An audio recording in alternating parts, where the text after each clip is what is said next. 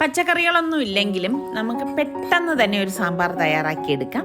അപ്പം ഞാനിവിടെ ഇഡ്ഡലിക്ക് അരച്ച് വെച്ചിട്ടുണ്ടായിരുന്നു. അപ്പം മാവ് കോരി ഒഴിച്ച് ഇഡ്ഡലി റെഡിയാക്കിയാണ്. ഇപ്പം നമുക്ക് 1/2 കപ്പ് സാമ്പാർ പരിപ്പ് നന്നായി കഴുകിയത് പ്രഷർ കുക്കറിലേക്ക് ഇട്ട് ഇരട്ടി വെള്ളവും 1 ടീസ്പൂൺ വീതം ഉപ്പും മഞ്ഞൾപ്പൊടിയും കൂടി ചേർത്ത് 2 വിസിൽ വരെ ഇതൊന്ന് വേവിച്ചെടുക്കാം. നാരങ്ങ വലിപ്പത്തിൽ പുളി 1/2 കപ്പ് വെള്ളം ഒഴിച്ച് പിഴിയാനായിട്ട് മാറ്റി വെക്കാം. അപ്പോൾ ഇതാ നമ്മളുടെ പൂ പോലത്തെ ഇഡ്ഡലി ഇവിടെ റെഡി ആയിട്ടുണ്ട്.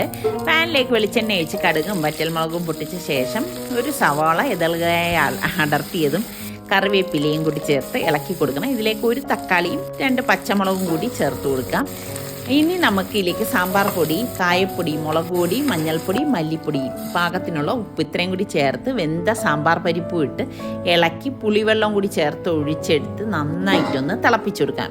ഇഡലിയുടെ റെസിപ്പി ആണെങ്കിൽ ചോദിച്ചാൽ മതി കേട്ടോ. അടിപൊളി നമ്മളുടെ സാമ്പാർ റെഡിയാണ്. ഇഷ്ടപ്പെടുകയാണെങ്കിൽ ഇപ്പം തന്നെ ലൈക്ക് ചെയ്യാൻ മറക്കല്ലേ.